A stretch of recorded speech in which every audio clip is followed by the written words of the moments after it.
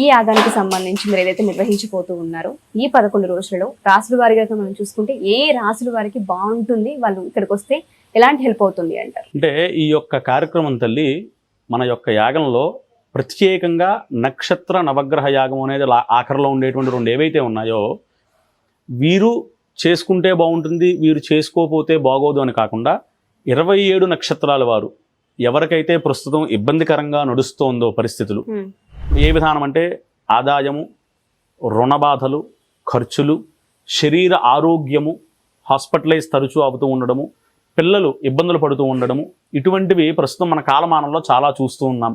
యుక్త వయసులో ఉన్న పిల్లలు ఒక రకంగా ఉన్నారు, పిల్లలు బాగా చంటి పిల్లల దగ్గర నుంచి బాలులుగా ఉండేటువంటి పిల్లలు ఇంకొక రకంగా ఉన్నారు. ఇటువంటి వాటి కారణాలు ఏమిటి అంటే దీని పేరు బాలారిష్ట దోషము అంటారు. ఈ బాలారిష్ట దోషం ఉన్న పిల్లలు తల్లిదండ్రుల మాట వినకపోవడము, మొండిగా ప్రవర్తించడము, అందరూ కూడా మెప్పు పొందేటువంటి పనులు కాకుండా చెడ్డ పనుల్లోకి చేయడము, ఇటువంటివి మనం కాలక్రమేణా చాలా చూస్తూ ఉన్నాం. అటువంటి వాటి కారణాలే ఈ బాలారిష్ట దోషాలు.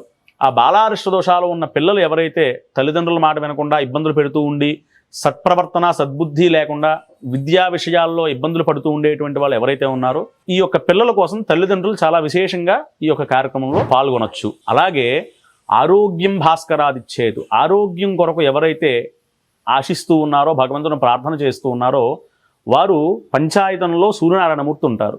చక్కగా రోజు ఇక్కడ సూర్య నమస్కారాలు జరుగుతాయి.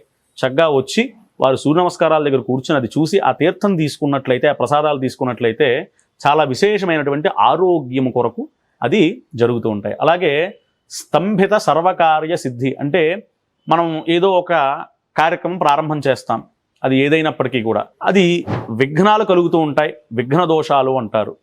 దానికి గాను ఇక్కడ రోజు కూడా గణపతికి అష్టద్రవ్య హోమము, గణపతి మూలమంత్ర జపాలు జరుగుతాయి. ఆ యొక్క విఘ్న దోషాలు పోవడానికి ఈ కార్యక్రమంలో ఎవరైనా పాల్గొన్నట్లయితే వారికి సమస్త విఘ్న దోషాలు పోతాయి.